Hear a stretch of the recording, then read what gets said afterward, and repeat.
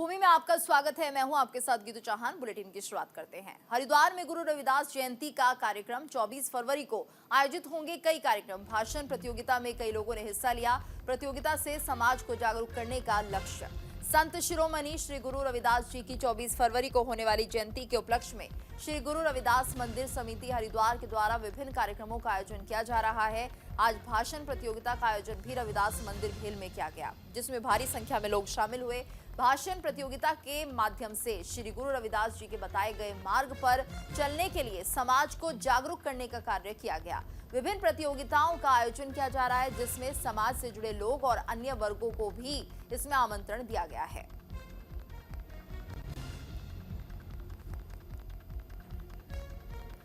तो हरिद्वार में गुरु रविदास जयंती का कार्यक्रम कि 24 तारीख को गुरु महाराज जी का जन्म दिवस है। उसी को हमने लोगों में जन जागरूकता के लिए एक उत्सव के तौर पे हमने इसको थीम दी है और बच्चों में, बड़ों में, महिलाओं में और सभी वर्ग में और सभी सर्व समाज के लिए हमने जो ये अभियान चलाया था, इसमें हमने कुछ प्रतियोगिताएं कराई हैं जो 4 चरणों में थी। पहले चरण की प्रतियोगिता हमारी पोस्टर मेकिंग थी, जिसमें पूरे उत्तराखंड से 200 बच्चों ने एक साथ गुरु महाराज की पोस्टर प्रतियोगिता में हिस्सा लेकर गुरु महाराज की पोस्टर बनाई। देहरादून में नियुक्ति पत्र वितरण कार्यक्रम। चयनित अभ्यर्थियों को नियुक्ति पत्र देंगे सीएम। सहायक लेखाकारों को दिए जाएंगे नियुक्ति पत्र। ये बड़ी खबर इस वक्त।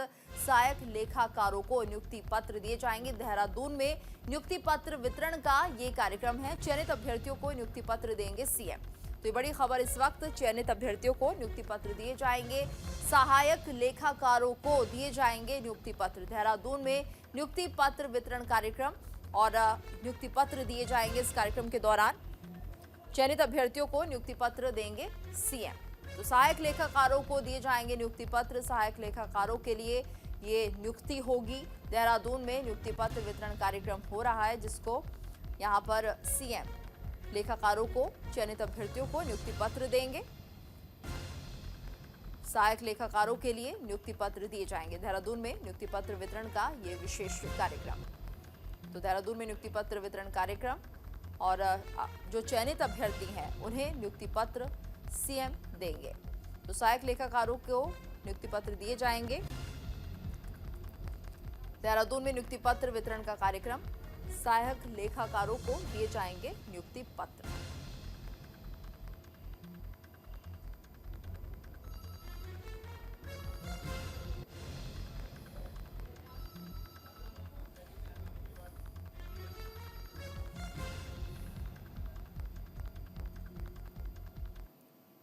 उत्तराखंड में जल्द शुरू होंगी बोर्ड की परीक्षाएं। बोर्ड परीक्षाओं को लेकर हरिद्वार प्रशासन सख्त। एसएसपी हरिद्वार ने उठाए अहम कदम। रात 10 बजे के बाद डीजे पर पाबंदी।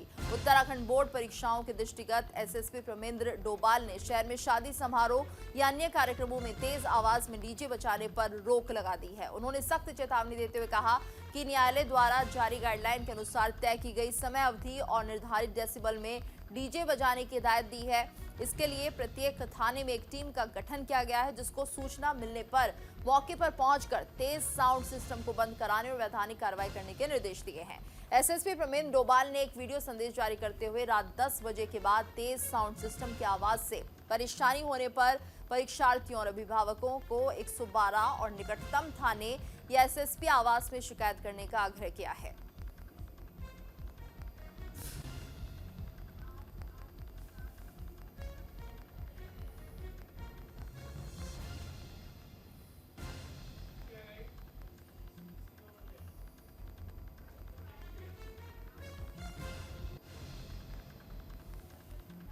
और ज्यादा जानकारी के लिए बात करेंगे संवाददाता संजय पुंडीर से। संजय, तो बोर्ड परीक्षाओं को लेकर हरिद्वार प्रशासन ने ये सख्त रवैया अपनाया है और कहा जा रहा है कि अब डीजे को लेकर ये एक्शन लिया जा रहा है। क्या जानकारी है और इसको लेकर? देखिए, बोर्ड परीक्षा आगामी कुछ ही समय बाद, अब कुछ ही दिनों बाद बोर्ड परीक्षाएं शुरू हो रही है, जिसको लेकर हरिद्वार पुलिस गंभीरता से ले रहा है। हालांकि इसी को लेकर अब जो हरिद्वार के कप्तान है, यानी जो हरिद्वार के एसएसपी है, वो गंभीर कदम उठाने जा रहे हैं। जिस तरह से हम देख रहे हैं कि शादियों का सीजन भी है और शादियों के सीजन में ऐसा होता है कि देर रात तक डीजे और ढोल नगाड़े जैसी आवाज आती है, तो उससे कहीं ना कहीं पूरी तरह जो पढ़ाई होती है वो प्रभावित हो जाती है। इसी को देखते हुए अब हरिद्वार के जो एसएसपी है परविंदर सिंह ढोभाल, उन्होंने सभी थाना अध्यक्षों को एक कड़े निर्देश दिए हैं और उन्होंने कहा है कि अगर किसी भी तरह से रात को डीजे बजाया जाता है या फिर किसी तरह का नियमों का उल्लंघन किया जाता है तो कहीं ना कहीं उनके खिलाफ कार्रवाई होगी। हालांकि इसको लेकर अब जो हरिद्वार के तमाम थाने चौकियां हैं, वहां पर जो पुलिस अधिकारी हैं, जो चौकी इंचार्ज है, प्रभारी है, उनको दिशा निर्देश दिए हैं कि तमाम जो दिशा निर्देश दिए हैं उनका कड़ाई से पालन किया जाए। जी बिल्कुल संजय, और ऐसे में छात्रों के लिए हम कह सकते हैं राहत है, क्योंकि जिस तरह से बोर्ड के एग्जाम होने हैं और कंसंट्रेशन नहीं हो पाता, अगर इस तरह की ध्वनि आसपास होती है तो एक तरह से छात्रों को बेहद राहत मिलेगी इससे।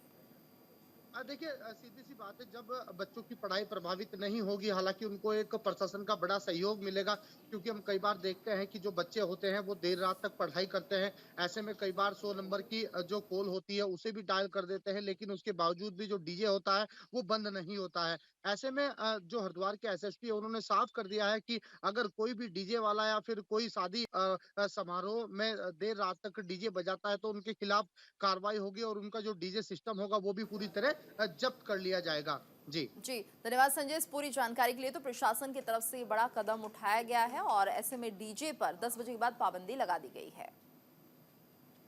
समस्त थाना प्रभारियों को, समस्त क्षेत्राधिकारियों को, एसपी सिटी, एसपी ग्रामीण को मेरे द्वारा ये हिदायत दी गई है कि अगर कोई भी सूचना 112 में प्रकाश में आती है या पुलिस के संज्ञान में आती है जिस पर निर्धारित डेसिबल से ज़्यादा और रात को 10 बजे से ऊपर अगर डीजे बजाया जा रहा है और रिहायशी इलाके में है तो उसके खिलाफ हम सख्त कार्रवाई करेंगे। और अगर कोई सूचना हमें वैसे भी आती है, पर्सनली मेरे कैंप कार्यालय में भी आती है, तो उसको भी तत्काल संज्ञान में लिया जाएगा। इस संबंध में समस्त थाना प्रभारियों को ये बताया गया है कि इसमें एक ये टीम का निर्धारण करेंगे, उसको निर्धारित करेंगे और अगर कोई सूचना आती है तो ये टीम तत्काल जाके उस पर कार्रवाई करेगी। देहरादून नगर निगम ने फरवरी के पहले सप्ताह में 43 करोड़ रुपए का आवासीय और व्यावसायिक टैक्स वसूला है और इस वित्तीय वर्ष में नगर निगम ने 60 करोड़ रुपए का हाउस टैक्स जमा करने का लक्ष्य रखा था। इसके अलावा जो भी 5 लाख से ऊपर के बकायेदार हैं उनको नगर निगम ने नोटिस भेजना शुरू कर दिया है। नगर निगम में करीब 1,12,000 हाउस टैक्स दाता हैं। इनमें से करीब 90,000 आवासीय जबकि 22,000 व्यावसायिक टैक्स देते हैं। पहले नगर निगम बमुश्किल 25 से 30 करोड़ रुपए का हाउस टैक्स वसूल पाता था। देखिए, जो पिछले वित्तीय वर्ष में हमारा इस समय तक का कलेक्शन था वो लगभग 37 करोड़ रुपए की वसूली हुई थी नगर निगम को, और इस साल जो अभी तक हमारा है वसूली वो 43 करोड़ के रूप में जो है हमें भवन कर की प्राप्ति हो चुकी है, जो कि गत वर्ष से अधिक है। और इस वर्ष का जो टारगेट है नगर निगम की ओर से जो रखा गया है भवन कर के रूप में प्राप्ति का, वो 60 करोड़ रुपए वसूली का रखा गया है, जिसमें से 43 करोड़ प्राप्त हो चुके हैं। और जो अब लगभग 1.5 माह का जो समय बचा है इसमें हमारे वसूली के प्रयास हम लोग जो है तेज करने जा रहे हैं, और जिसके क्रम में जो हमारे बड़े बकायेदार हैं उनको नोटिस भेजने की कार्रवाई की। खबर लक्सर से, जहां लक्सर के महाराजपुर कला राजकीय उच्च माध्यमिक विद्यालय समग्र शिक्षा अभियान के अंतर्गत संचालित बालिका प्रोत्साहन योजना के तहत कक्षा 9 में पढ़ने वाली बालिकाओं को निःशुल्क साइकिल वितरित की गई। इस मौके पर विद्यालय के प्रधानाचार्य सुशील कुमार ने कहा कि इस योजना के तहत दूर दराज से आने वाली छात्राओं को स्कूल पहुंचने में आसानी होगी, क्योंकि कई छात्राओं के घर स्कूल से लगभग 3 से 4 किलोमीटर दूर हैं। ऐसे में उन्हें स्कूल पहुंचने में काफी दिक्कतों का सामना करना पड़ता था। उत्तराखंड की धामी सरकार द्वारा चलाई गई इस योजना के तहत अब छात्राएं समय से साइकिल पर स्कूल पहुंचती हैं। वहीं छात्राओं ने बताया कि हमारा गांव स्कूल से लगभग 3 से 4 किलोमीटर दूर है। उन्होंने कहा, उत्तराखंड सरकार की साइकिल योजना हमारे लिए बहुत ही लाभकारी सिद्ध हुई है।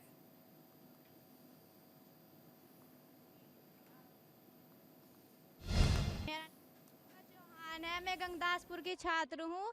मेरे स्कूल का नाम राजकीय उच्चतर माध्यमिक विद्यालय महाराजपुर कला है और मैं स्कूल पैदल चलकर 4 किलोमीटर से आती थी, लेकिन अब मैं साइकिल से आती हूँ क्योंकि सरकार ने साइकिल योजना निकाली है, इसलिए मुझे स्कूल आने में कोई दिक्कत नहीं होती। और पहले मुझे दिक्कत होती थी क्योंकि हम बेटियाँ हैं, हम बेटियों का घर का काम भी करना पड़ता है, मम्मी की मदद करवानी पड़ती है, इसलिए पहले पैदल आते थे तो बहुत दिक्कत होती थी और फिर टीचरों की भी हमें डांट खानी पड़ती थी, इसलिए अब हमें टीचरों की डांट भी नहीं खानी। पिछले 2-3 वर्षों से समग्र शिक्षा अभियान के अंतर्गत प्रत्येक राजकीय विद्यालयों में एक बालिका प्रोत्साहन योजना सुचारू रूप से चल रही है, जिसका मैं उत्तराखंड सरकार को और हमारे माननीय प्रधानमंत्री जी द्वारा जो बेटी बचाओ बेटी पढ़ाओ का अभियान चलाया गया है उसके लिए एक सार्थक सिद्ध होगा, क्योंकि हमारे यहाँ हमारे विद्यालय में लगभग 5 गांवों के बच्चे आते हैं और ये बच्चियाँ लगभग 4 से 5 किलोमीटर दूर से पैदल चलकर आती थी, तो ये उनके लिए एक बहुत ही उपयोगी सिद्ध हुआ।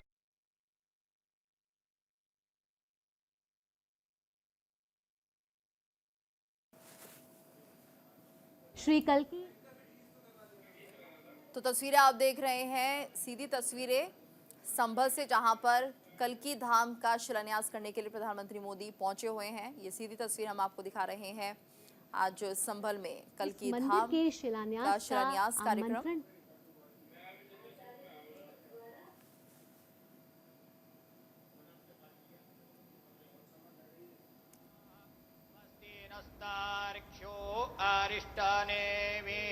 स्वस्ति नो बृहस्पतिर्दधातु कंकणबन्धनम् ॐ जदावदनान्दाक्षायण हिरण्य स्वाहा माधवो मां पुनातु ॐ गोविन्दाय नमः हस्तौ प्रक्षाल्यो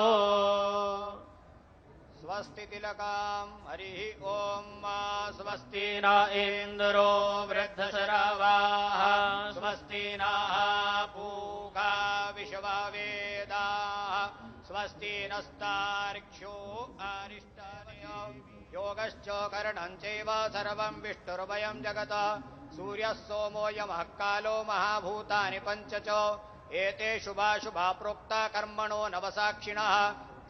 नवसाक्षिणः अद्य पूर्वोच्चारित एवं गुणविशेषेण विशिष्टायां शुभपुण्यतिथौ अस्मिन् भारतवर्षे उत्तरप्रदेशे सम्भलमण्डलान्तर्गत ऐचोडाकम्बोहस्तधावारो नक्षत्रं विष्णुरेव च योगश्च करणं चैव सर्वं विष्णुर्वयं जगत् सूर्यः सोमो यमः कालो महाभूतानि पञ्च च एते शुभाशुभा प्रोक्ता कर्मणो नवसाक्षिणः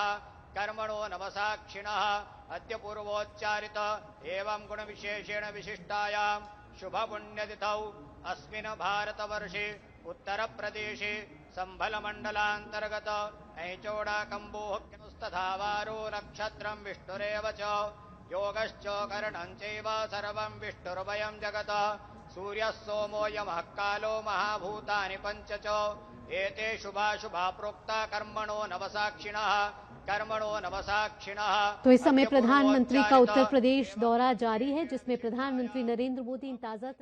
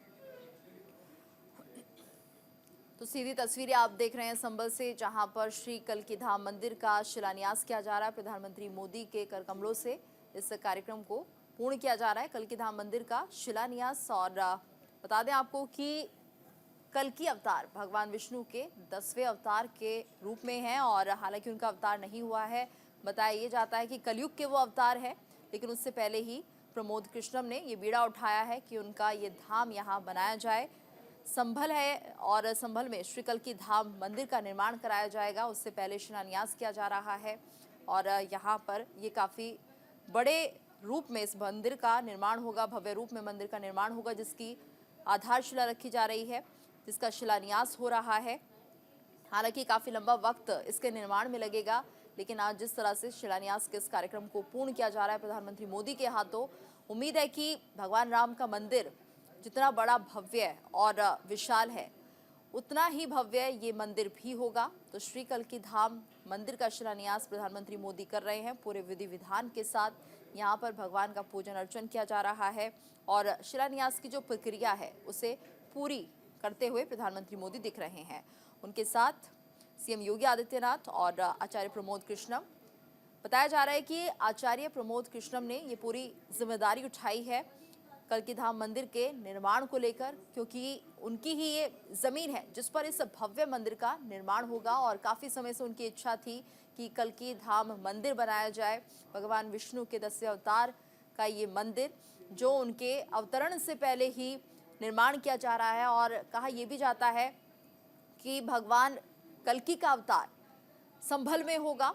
इस तरह की बातें वेद पुराणों में कही गई हैं और इसी को देखते हुए उनके अवतरण से पहले ही इस भव्य मंदिर का निर्माण कराया जा रहा है। प्रधानमंत्री मोदी के हाथों शिलान्यास हो रहा है और पूरे विधि विधान के साथ यहाँ पर कल्की धाम को लेकर नींव रखी जा रही है और शिलान्यास यहाँ पर पूरे विधि विधान के साथ हो रहा है।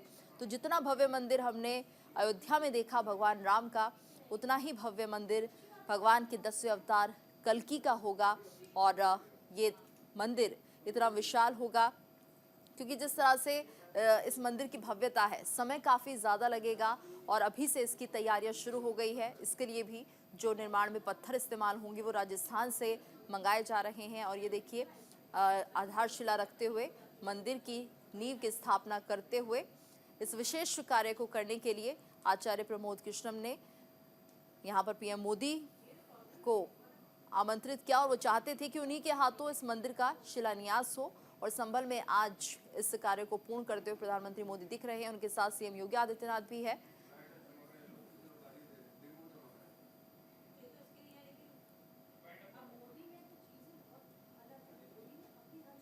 और इसी के साथ इस बुलेटिन में फिलहाल इतना ही। रुकेंगे एक ब्रेक के लिए, ब्रेक के बाद खबरें जारी हैं।